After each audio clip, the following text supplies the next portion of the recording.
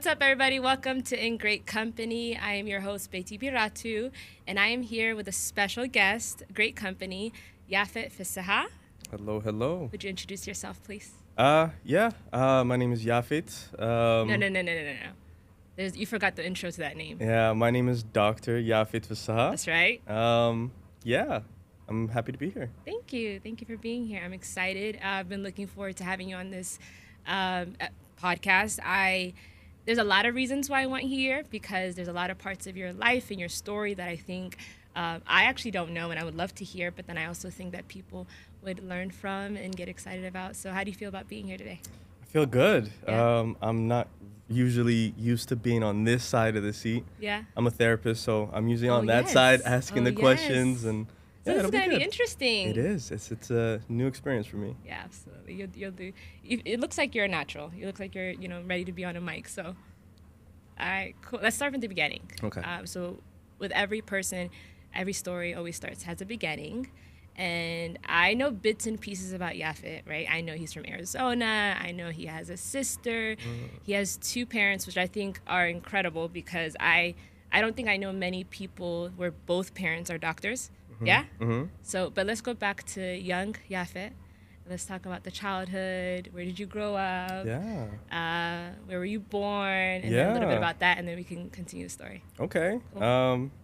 My life started in Ethiopia. Were you born in Ethiopia? Yeah, I was born in Addis. I forgot. I didn't know that. Oh, yeah. What?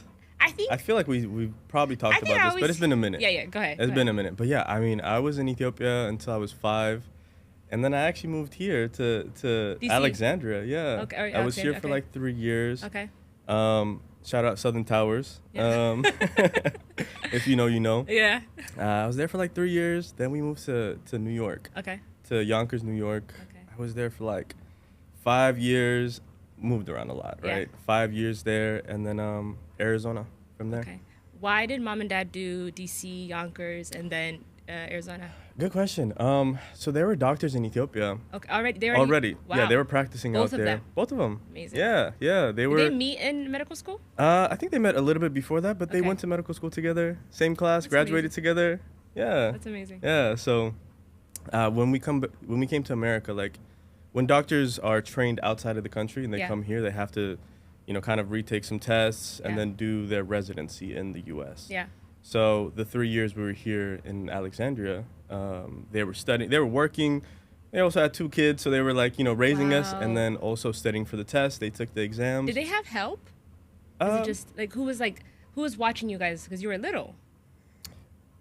Like I'm just trying to figure out how are they managing? I mean, this? I had like my aunts and my uncle here, but I don't know. For the most part, we were going to after-school programs at our public school, and they were studying, and while we were there. Yeah. I remember like sometimes I was a bad kid, right? Okay. And so or just you moved around and you kind of were curious.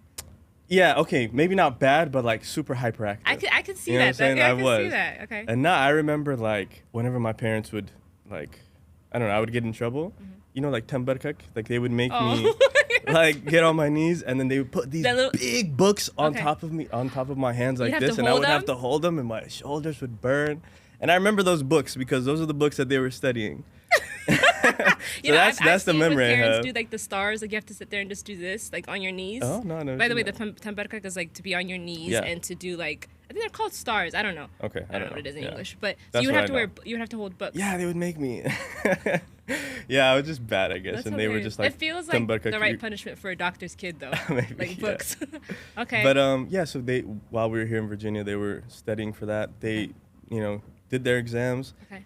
New York is a place where they take a lot of like out of country trained doctors for residency, and so they both got placed in residency in the Bronx. Nice. And that's why we moved there. Nice. So wait, okay, I don't know that much about New York. So where's Yonkers? Yonkers is like right next to the Bronx. Okay, so right above. Okay, so Bronx is like part of the New York City. Like the boroughs, and then Yonkers right on top of that. Nice. Yeah. Okay, and then after that, why Arizona? My parents finished residency. They were looking for a job. That's we have like, I don't know. I call him my uncle, but it's like one of my dad's best friends. Okay. He lives out there in Tucson still. Okay. And he had a great opportunity, and Yeah. they were like recruiting, and he was like, Nice. "Hey, Fisseha, come. You need to come." Is he also a doctor? Your dad's friend? Yeah. Wow. Okay. Him, my mom, and my dad all work together. That's amazing. Yeah, still now. Okay. I guess my mom just. So, by what age were they already like officially doctors, like done with school and everything? For you, what age? In America? Uh huh. 8th grade. 8th grade. Okay, so by 8th grade, they were no longer like students. Yeah. They were like officially working. Yeah. What was it like growing up with doctors as parents? It's giving me like the Huxtables. That's what it's. The Huxtables? Except like she's a lawyer, but yeah. Yeah. What was it like? I mean, that's a loaded question. Me and my sister always joke like, having doctors as parents is good, but it also sucks because they see the worst things in the hospital, you know? Oh, yeah. And so when you're sick and you're like, hey, I don't feel good, they check on you real quick. They'd be like, hey, say right. They check your throat, and they'd be like, you're good, drink some water.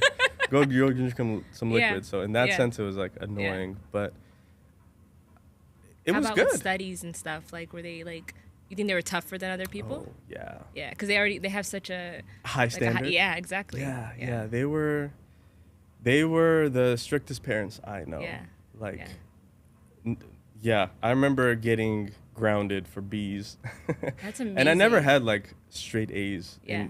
through high school. But sometimes I would just get some B's or too many B's, and they'll be like, no. Yeah, but it's interesting because they know that you can do it. I think that's what it is. They know that they did it, so it's like that excellence, that level of excellence is like higher. Yeah, for sure, absolutely. Yeah, they were strict on me, and back then I really hated it. I can see that. Yeah. And they treated me and my sister different because they needed to. Like, we were both different kids. You were older? Yeah, okay. I'm 1 year older, and so it's like doubled up on you. Yeah. Yeah, exactly. But now growing up, like, I'm super glad that they were strict on me because otherwise they had to. Yeah. Otherwise, I wouldn't have. I can see that. Tried my best. Okay, that's amazing. I want to touch a little bit because I know later on.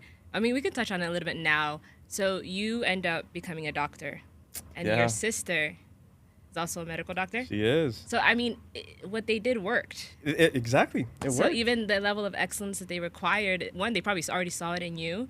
And then I think it's interesting, too. I think it's one thing when parents require a high level of excellence, which I think every kid, I think we're going to be the exact same way when we have kids.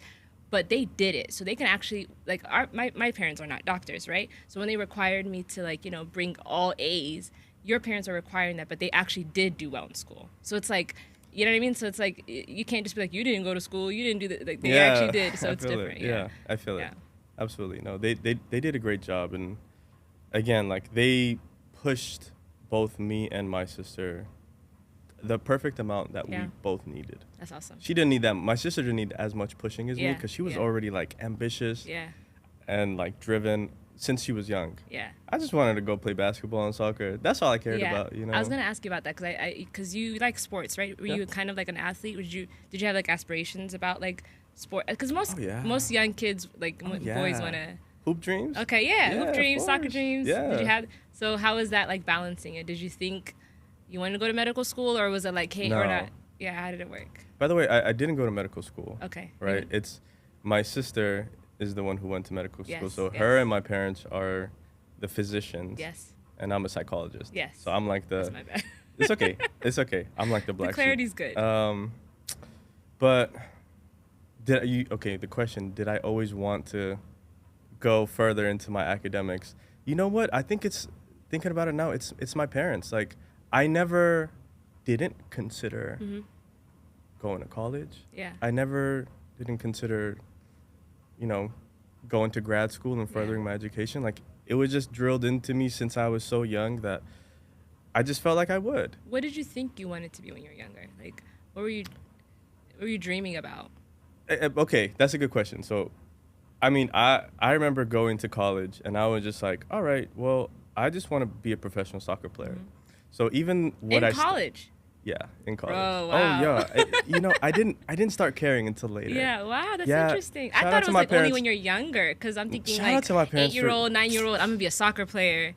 Yeah, I don't know. I felt like I was really good, and so I could have made it. But if I had I was in the right atmosphere or place. Yeah. But even in college, I graduated with a degree in exercise and wellness. Wow. So it's like I didn't exercise know science. That. Okay. And the only reason why I studied that was so I could know what to do to make sure like You're the best player? my body was in Smart. peak physical performance so that I could play. Yeah.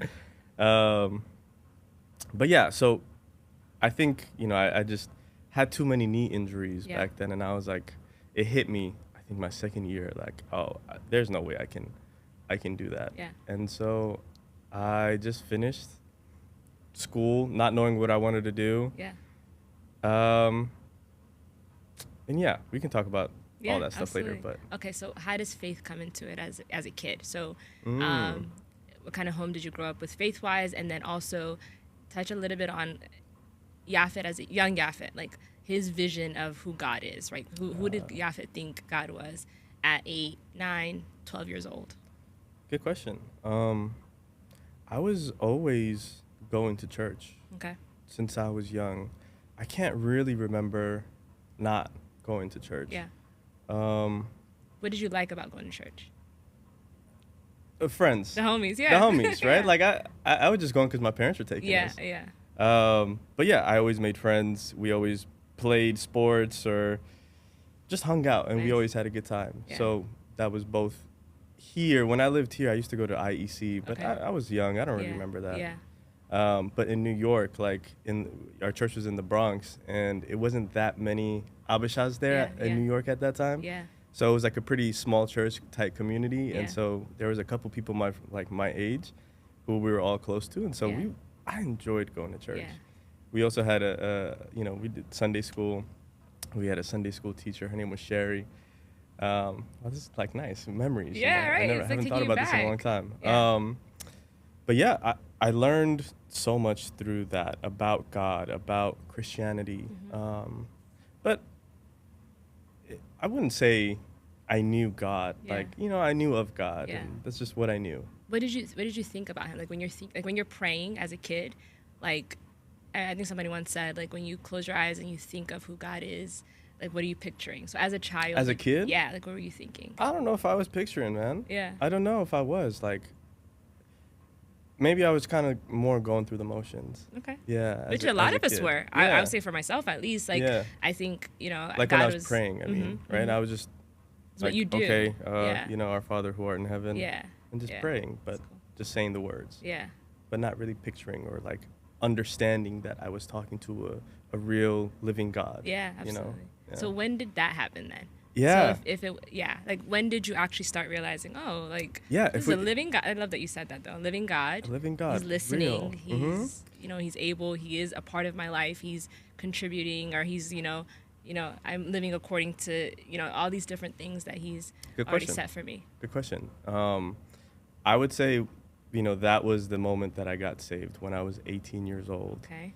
I had just turned 18, but even before we go there, like. That was my time in New York. I moved to Arizona. We were in Tucson, Arizona. Okay. My parents are still there now. Okay. And so there's not that many Abishas in Arizona. Okay. And so all the Ethiopians, and we used to go to Ethiopian church. Yeah.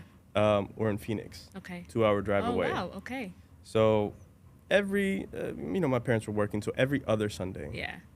So 2 Sundays a month, we're driving up to Phoenix, 2 hours, same day coming back. Yeah. Going to church. That's awesome of them, by the way, the dedication. Shout out to them. Yeah. Yeah, really. That's awesome. And they still do that now. Yeah. You got great parents. Yeah, From what I've seen, amazing parents. They really are. Yeah. They're great. And again, even then, I didn't really. It was more like Christianity was my parents' religion, right? Yeah. It wasn't really mine. I was just going because I'm a kid and they're making me. And even as I got older and like through high school, I didn't have to go, but the homies were there. Yeah. And I was really close to them, so I would go and hang out with them. That's where you make like the first friends that you have. And Yeah. And there wasn't other Abishas in Tucson, right? And so I wanted to be around. Maybe not consciously, but I was drawn to them. Like these are my people. Yeah. And so I remember it was Uprising. Okay. I didn't even want to go. Okay. What do you mean? It was. Like, how did you end up going then? It was Favor, my pastor's oldest daughter. She's like an older sister to me, and she was just like pleading with me, Yafi, you have to go, you have to go. I was like, I didn't want to go. Yeah. It's during like the New Year's time, And so you we didn't were want to on go break. because what were you gonna do? Like Yeah. play soccer?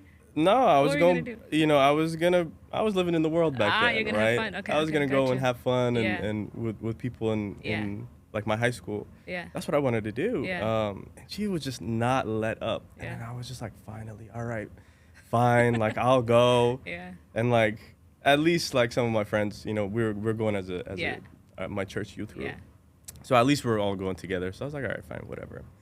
And that's where I really, I got saved. What happened?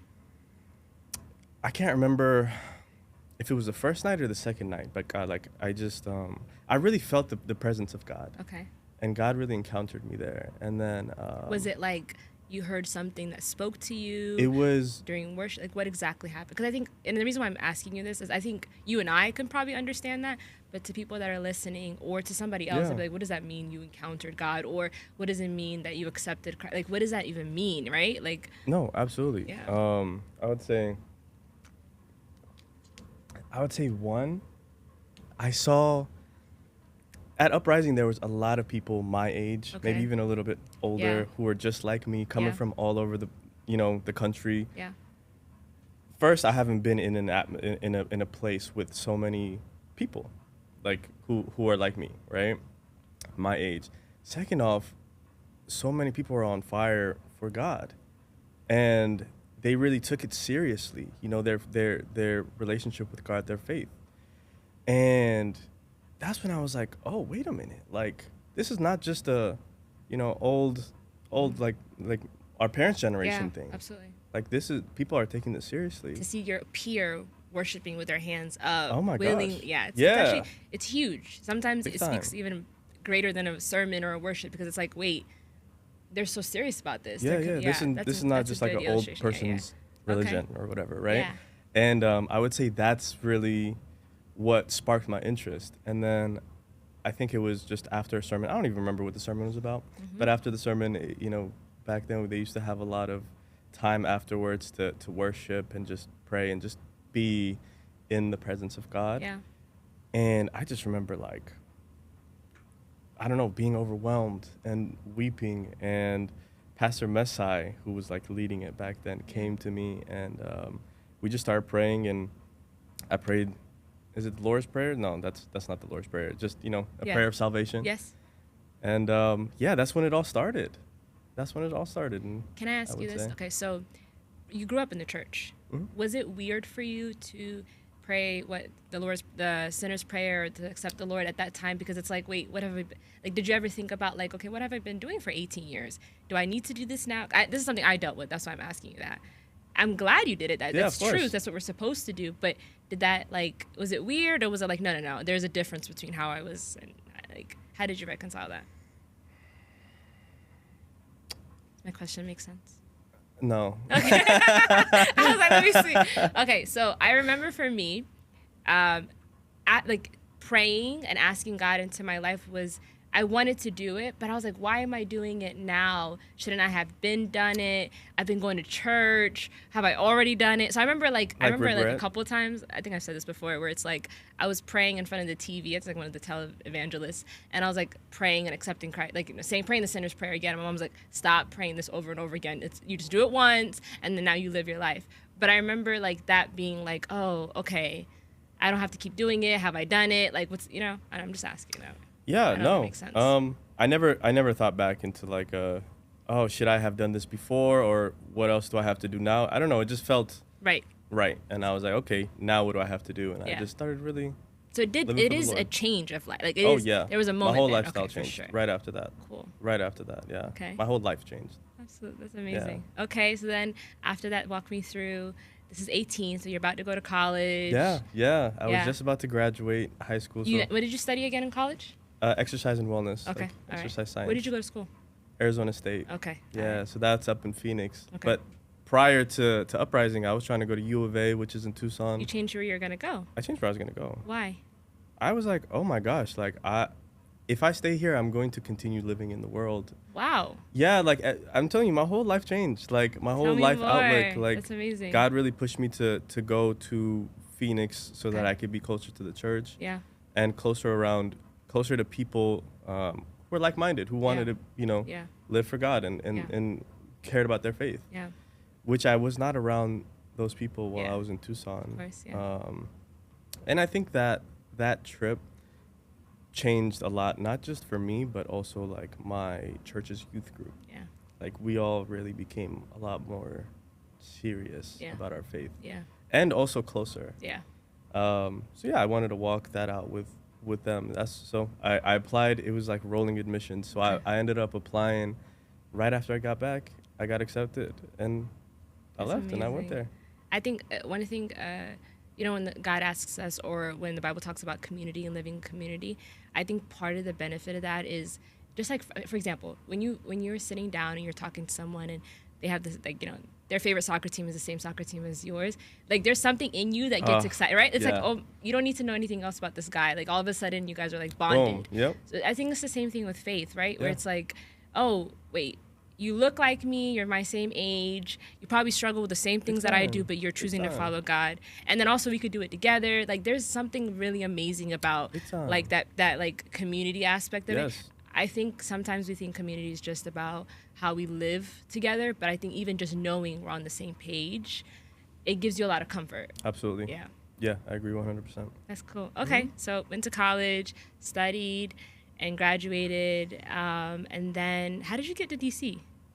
Good question. I'm jumping, but Yeah. I was in Phoenix for 6 years, I think. Okay. So 4 years of college, and I stayed 2 years after. Again, like while I was in college, I didn't know what I wanted to do afterwards, right? My parents were always like, you could take like some general electives and stuff. They were like, just in case you want to go to med school, just make sure you're taking those classes, even though I didn't need to. Like, they didn't want to push you, biochem. They weren't like, you can't have this major. Like, they were just kind of. Well, I switched majors a few times. So my first one was like life sciences. So it was like pre-med. Okay. And then after that, I went to psychology. And my dad low-key talked me out of it. Psychology? Because he was talking about psychiatry. He was like, well, you can be a psychiatrist, but he told me about what psychiatrists do. And it wasn't what's too the difference, by the way? I know like one can prescribe. Oh, psychiatrist and psychologist? Yeah, but what's the difference outside of like prescriptions? Good question. Yeah, they're both in the mental health field. Yeah. Psychiatrists mostly deal with medication management. Okay. So they're all about medication. So you go in there once every few months or whatever, and they either continue the medication or adjust medication where needed. Okay. And we work closely with them, with our patients, Makes or our sense, clients. But psychologists are the ones doing the treatment. Yeah.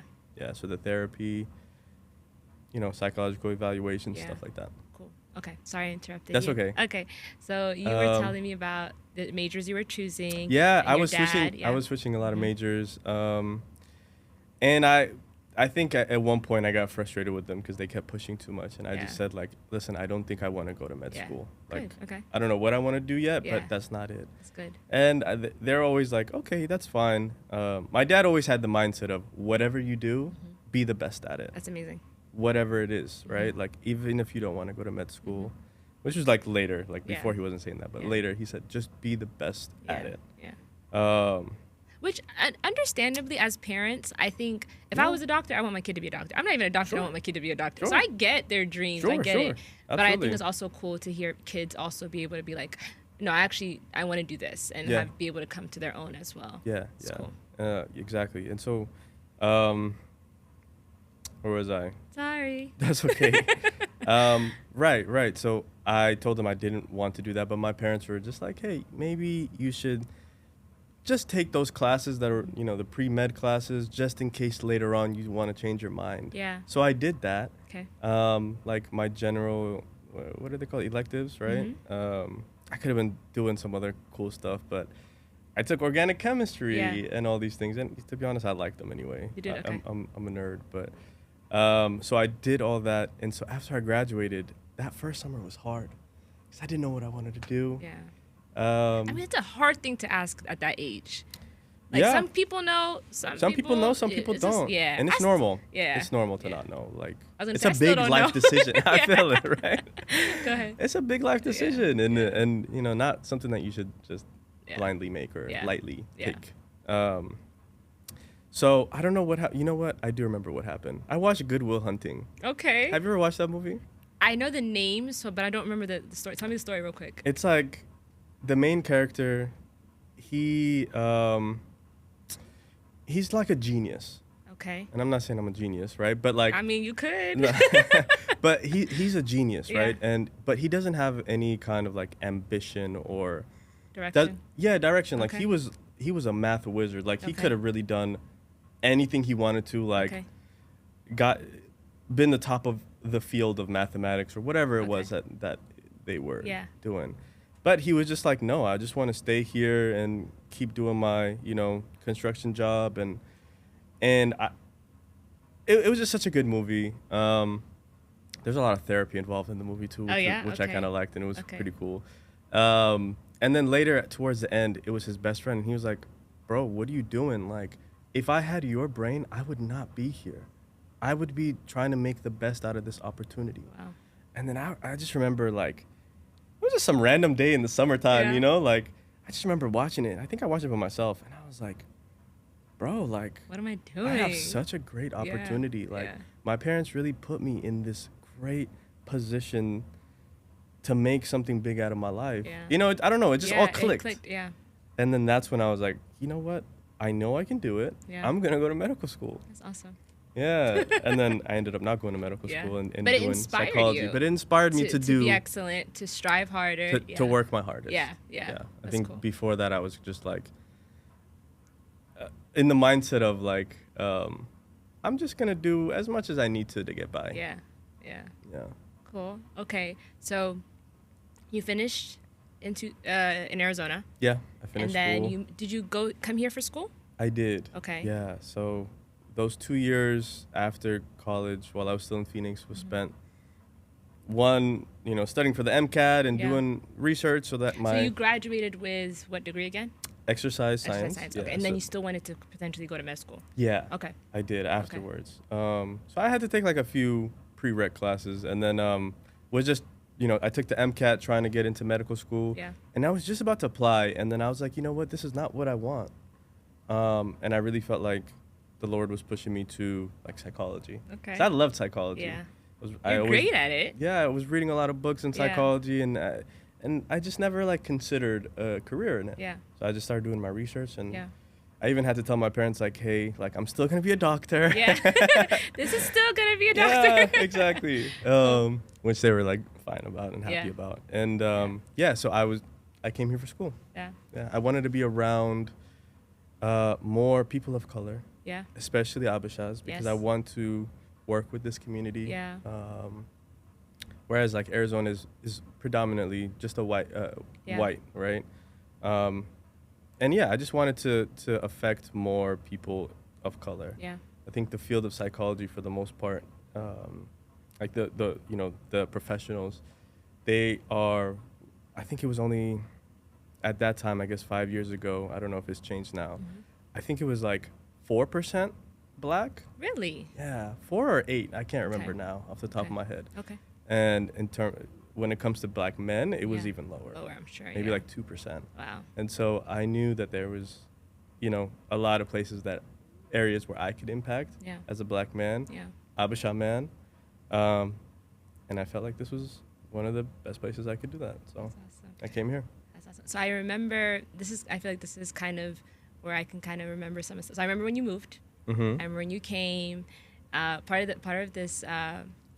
The reason why this podcast is called In Great Company is it's people that I know, that I'm friends with, that I've seen their lives unfold, and kind of just I've been impacted by watching things. And I feel like for you, I've been able to watch. I remember when you came. I don't know why I remember this one moment when you were like at Yordi's house. Okay. I don't know if it's Yordi's house, somewhere, either Yordi's house or somewhere. Before you I had came? just moved. Maybe when Oh, you were visiting, okay, and then okay. you had just moved. So one or the other.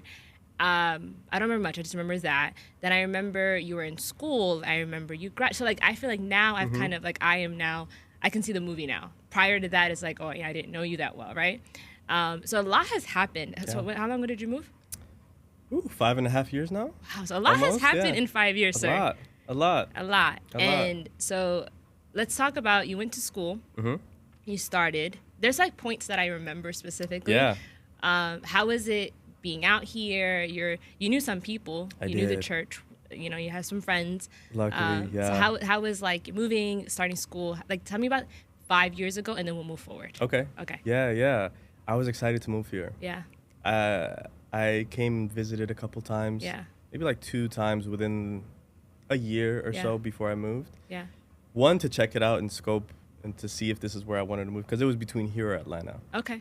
I'm glad you chose here. Huh? I said I'm glad you chose here. I'm glad too. And also just like, I ended up really loving the community out here. Yeah. I was here for our church overflows, what is it called? Like the opening or the launch. Mm-hmm. And I saw it all and it was great, right? And I was like, I want to be a part of this. Yeah. So I moved and it was wonderful. I moved with 2 of my best friends, and we had a blast living together. Yeah. I will say the first 2 years though, I did not like it here. What did you not like? Oh my gosh, like I think I got so used to like the West Side, the West Coast like friendliness. Culture. Oh, the culture. Yeah. So it's not even you're also people are rude here. They're still rude. Yeah. People are rude. I think they're just cold or busy. Yeah. Out there, everybody's friendly. You make eye contact. You're just they're like, "Hi, how you doing?" Yeah.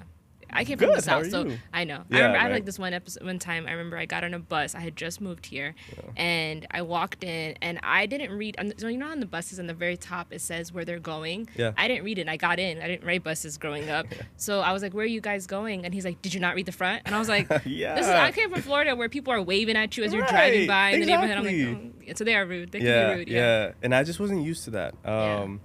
Well, but you grew up in New York, so you don't remember a little of that? I was a kid, though. I moved when I was 8, in 8th grade. Yeah. So, like, I didn't know, like, I wasn't talking to random people. Like, it was just kids in my school, in my neighborhood. But also, I was in Arizona for 11 years. Yeah. And I would say, like, most of, really growing up.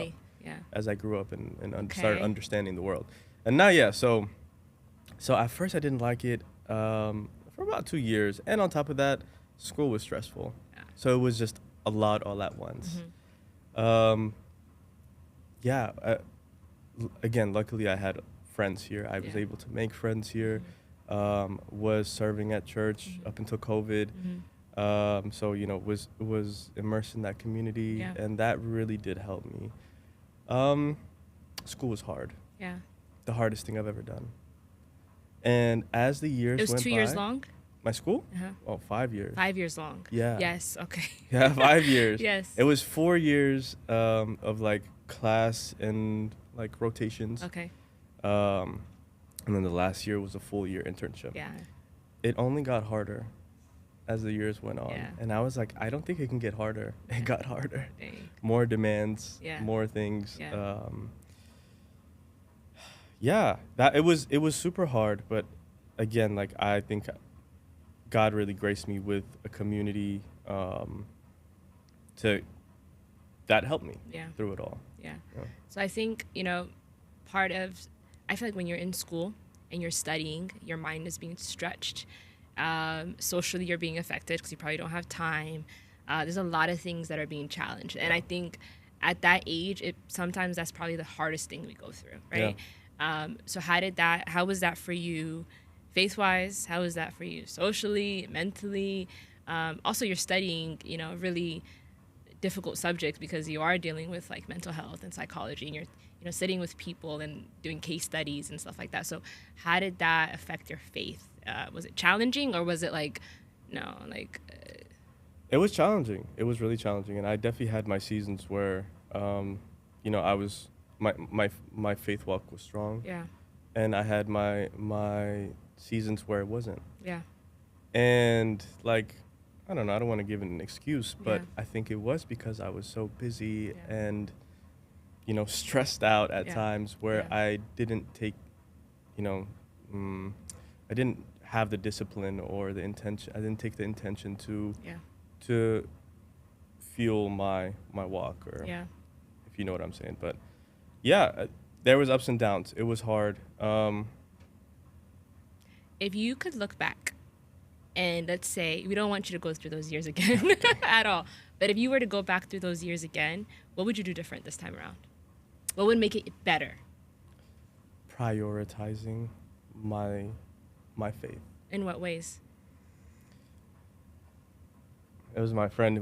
We were having a conversation a few months ago about this, and he's in medical school right now. And anyway, so it's like if you have a jar, right, and you have like a bunch of pebbles or like big rocks, you want to fill this jar up as much as possible, right? Okay. If you fill it up all the way with like, small little pebbles like this, Yeah. and then try to put the big rocks in, you're not going to be able to close that jar. Okay. Right? But if you put the big rocks in first and then the pebbles, okay. they'll fill up the spots. Yes, and there's like little gaps that they'll There are fill little in. gaps that's going to fill in, and then you put the sand in. You know what I'm saying? Yeah. I wanted, if I could look back now, because that big rock or those big rocks, one of those like your priorities, right? Yeah. I would say I wish I did a good job of putting that priority of my, relationship with God, putting that in the jar first. Okay. Because there were a lot of times where I didn't. Yeah. And as a result, I couldn't fit him in at times in my life. Yeah, that makes sense. So I would say we still deal with that. Still, Absolutely, for sure. yeah. Sure. I think it's interesting because sometimes as Christians, until we fall, until we see challenge, I think sometimes people say we pray when we need something from God. I think the reason why we do those things is because prior to that, we didn't think we needed him. That we didn't think that who he is and who he is in our life was an important thing, because we kind of could go we can't go far, but we can go for a little bit without prayer. We can go a little bit without reading. We can go a little, but to a certain extent, right? Once you get to a certain place, you're like, dang, like, you start realizing how it's affecting you. Yeah. So I can see that. Okay, if you were to, that's the faith aspect. If you were to talk about, so that 5 years ago, who that person was, who Yaphet was, he knew he was going to graduate, right? You can probably guess that. Sure. But since in these past 5 years you have graduated, what else has happened? I'm engaged right You're now. Engaged, yeah. Yes. And these are major things that have shifted in your life, right? You knew probably you would date, you'd get married. But a lot has shifted. Yeah. Who you are, how you think. If you were to talk to that person 5 years ago, what would you tell him about his future? And one of the reasons why I'm asking this even for myself, right? Sure. So when you think about the future a lot, like when I think about the future a lot, we worry, we're concerned, we're like, is God really going to do these things? Is he really going to, move in my life? What is he going to do? Do I need to know what it is? A lot of these things. And hindsight, I always am humbled, right? I'm always like, dang, he really was moving. He really was saying these things. But you couldn't tell me that 5 years ago, right? 5 years ago, I really am struggling about believing for the future. Yeah. And I remember this one time me and you sat down. Do you remember? I think we were talking about ministry stuff, but there's like this waterfall. I remember. We were like, it was like a hiking area. We sat down, we're talking, we had like a one-on-one. And I remember that Yaphet. And even I didn't know what was going to happen for that Yaphet. I just knew that Yaphet was kind of at a crossroads. Oh, yeah. There's things he wanted to do. There's things he desired spiritually, like in his education, his career. But he kind of was like, it felt like that Yaphet, if I could remember, was like, he was really fighting to climb this mountain. Like, it was hard. I was overwhelmed. Yes. But then now I'm looking at this Yaphet now, and I'm like, my God, like, so much has happened, so much joy, so much celebration. I feel like I've been to so many celebrations for you in the past, like, God is good, year. man. Yeah. So tell me a little bit about that. I know I said a lot, but. No, yeah.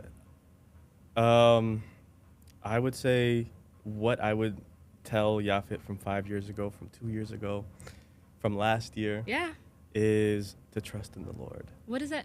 But okay. So yeah, but what does that look like though? Yeah. Right. So to trust in the Lord, like, I think one reason why the practice of gratitude is important is because it helps you to remember the things that God has done in your life. Yeah. Right. And a lot of times when we're in, seasons of our life or times where it's hard, it's stressful, we are going through a lot. Yeah. It's hard for us to remember or even just take the intentionality to remember, wait a minute, God has already gotten me through something else. Yeah. This, that, maybe even things that are even more stressful. Yeah. Right? Because we're so absorbed in the right now, Yep. in the stress and Agreed. the overwhelm. And so I think that's why gratitude is so important. And I say that because now, like, I just graduated a few months ago, right? Like, not that long ago. I just got engaged 4 months ago. Yeah. Like, all these things are happening at the same time. And so I've had a lot of opportunity to, for gratitude. Yeah. And that has also helped me to remember so much of what God has put me through these past 5 years. Yeah. All the struggles, like, Yeah. and yeah, like, I feel like it's really helped me to increase my faith and my trust in the Lord. Yeah. What was the question you asked? What does that look like? Yeah, and the reason why I'm saying that is because, I'll be honest, so I know to trust God, right? We read that. We're told to have faith. We're told that the faith of a mustard seed can move mountains, right? But it is still, if you can talk to that Yaphet 5 years ago, how do you get him to really see? Because it's crazy, right? So we look back and we can see all the great things that God has done for us. But for some crazy reason, and I think because we're so human, we still believe that he can't do the future, or we still have doubt. You would think if we can look back and see the past that we wouldn't have any questions about the future because it's the same God, right? So how do you, that Yaphet that was kind of at a crossroad, that was struggling. Part of it has to do with fatigue and challenge because your time is spent in studying. There's a lot of that too. But at the same time, I feel like, right? So that Yaphet versus now, in the Bible where it's talking about he's able to do exceedingly abundantly beyond. Could you even imagine being engaged? Could you imagine who you would have been engaged to? Could you imagine graduating? And I remember there's like this one other point.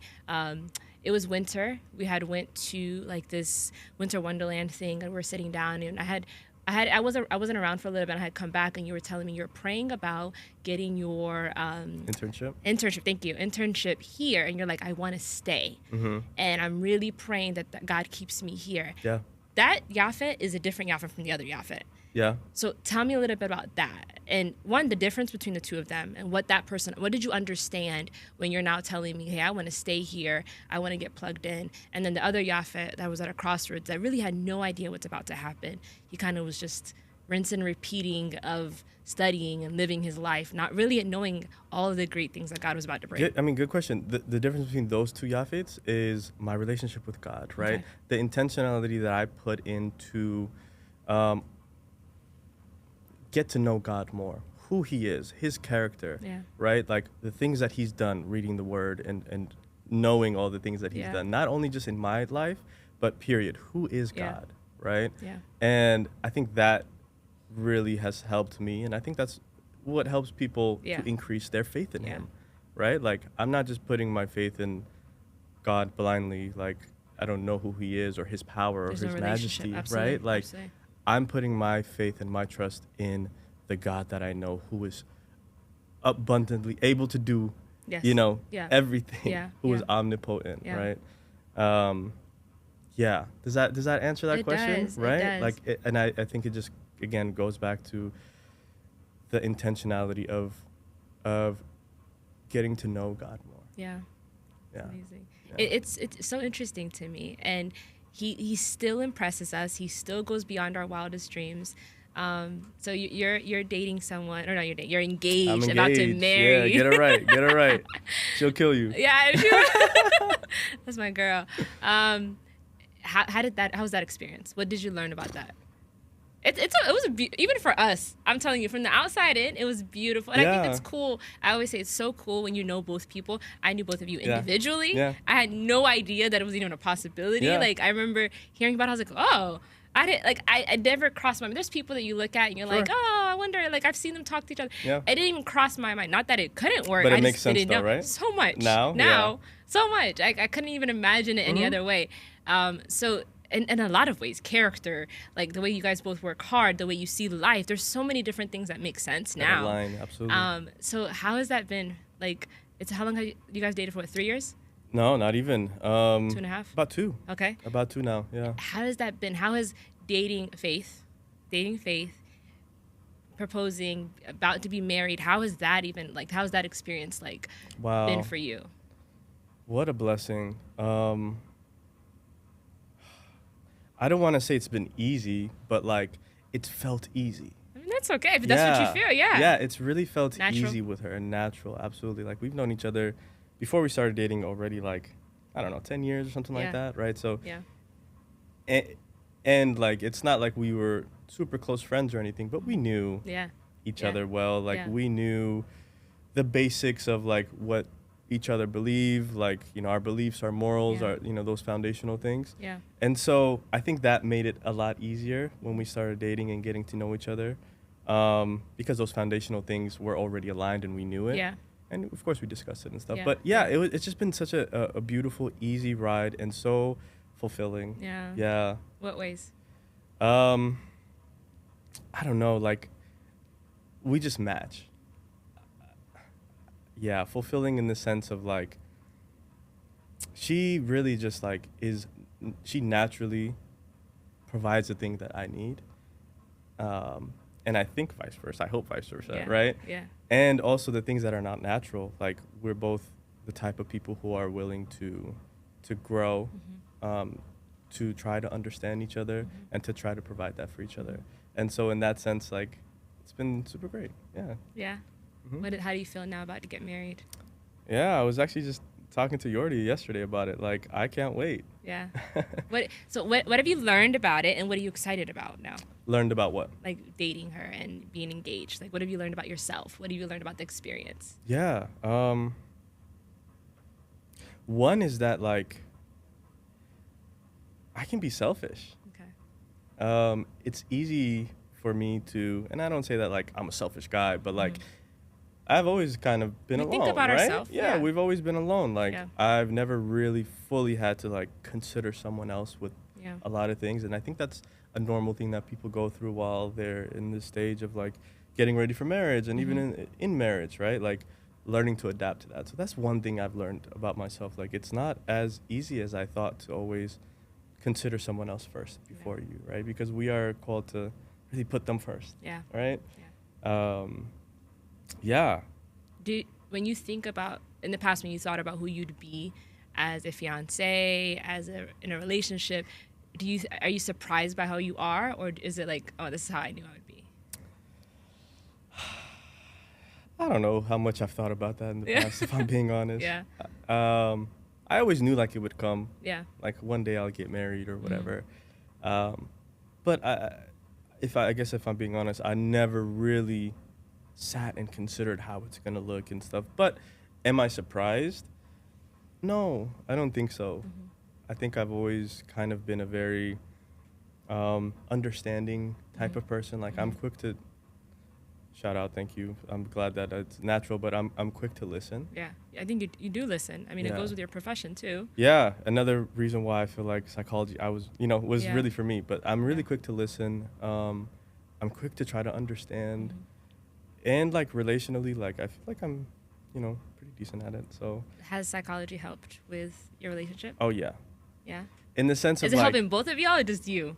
Both of us. Okay. Because like she's a nurse too, so she's a nurse. It. Yeah. Sure.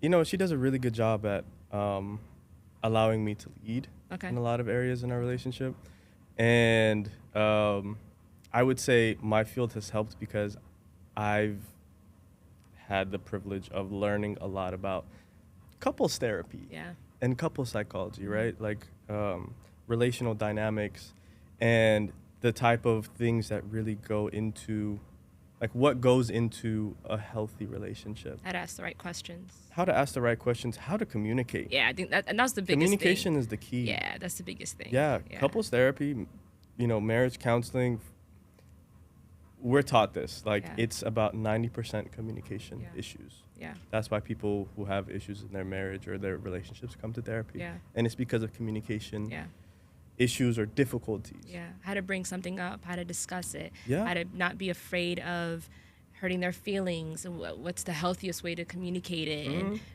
everyone's communication different. It with any relationship. I think communication, if you're able to see eye to eye and feel free to say what you need to say, I think it's going to change a lot of things. Yeah, absolutely. And so I feel like that's definitely helped I kind of put it in the beginning of our relationship where I talked to her and we really, discussed the importance of being open and having a relationship founded around like good communication. Yeah. And does it challenge you at all being in psychology? Does it ever it has benefits for sure, but does it have any like challenges? And I'm saying that because I know, for example, they say doctors make the worst patients. Oh yeah. So do you ever see any of that, like with how you deal with relationships as well? I don't think so. No? Yeah. Maybe I'm blind to it. Yeah.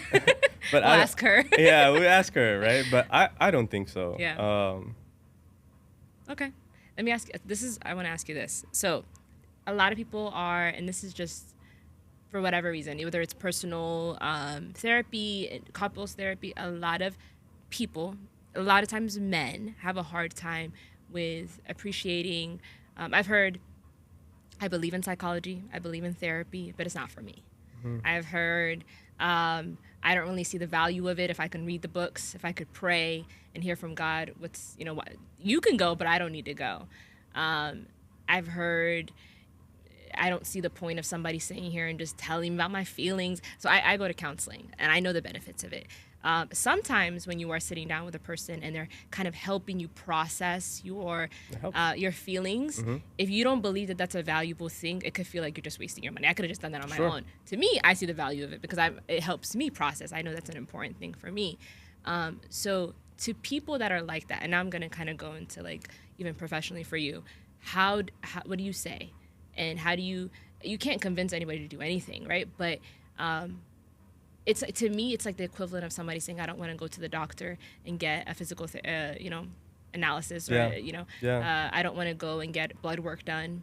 I can tell when my body's telling me on my own. Yeah, that's a good analogy. Sounds unnecessary. It sounds crazy, right? It's the same thing for me. The only thing is we can't see what's going on in the mind. We can see what's happening to somebody's body. So how do you feel about that? And how do you? I know you said this is something you wanted to get involved in the community as well. No, that's a a conundrum in our society, right? And I think it's a very societal thing. Yeah. There's a stigma around mental health still now, though it is breaking, and I do see that stigma starting to bend and break or change, right? It's been there, right? Yeah. Like, it's kind of like going to a therapist or counseling was seen as like, oh, this person is crazy. Yeah. Or it can be seen even still now, right? Yeah. This person is crazy. Or like, oh, they just need to suck it up. Like, oh, this person is weak. Yep. Right? And so especially when it comes to like men, it's harder for us to accept like, hey, we might need help. Yeah.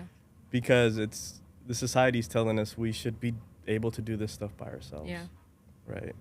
So it's a very societal thing, or like, influence that's coming into, I don't know, like we're feeding. Yeah, that's feeding into us, right? Yeah. Yes.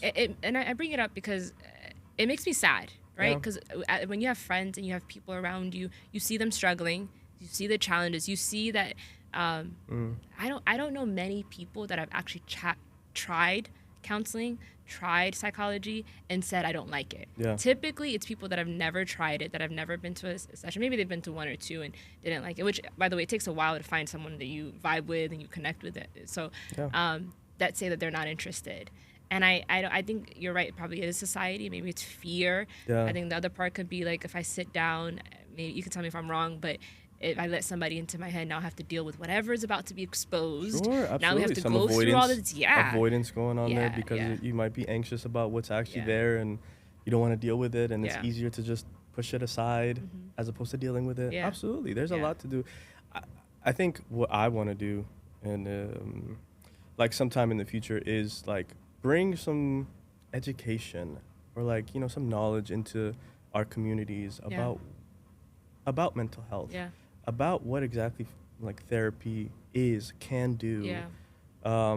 Because some of this is also due to a lack of knowledge. That's right? True. That's true. Like they're not sure. Mm-hmm. And if you don't know, then you're going to assume. Yeah. And again, the assumptions might be influenced by what society has said, or the societal stigma around it that's been here for ages. So yeah. Yeah, I don't know. That's something I'm grateful. Easy. I'm grateful for people like you that are in that profession. I'm even grateful for people that just speak of counseling and therapy in a way that is so positive, because I think it matters. I think sometimes as women, it's kind of like, oh yeah, you guys are girls. You guys go to these things. Like, you guys need to talk about your feelings. You talk with your girls. Yeah. So to have men that speak up about it, even business people, right? Like they have coaches that help them with their life. So why not do that with your mental health and your thoughts and all of these things as well? So Thanks. I appreciate it. Okay, when you again, like I said, there's so much has happened, so much to look forward to for you, even as a friend, looking at your life, so much excitement.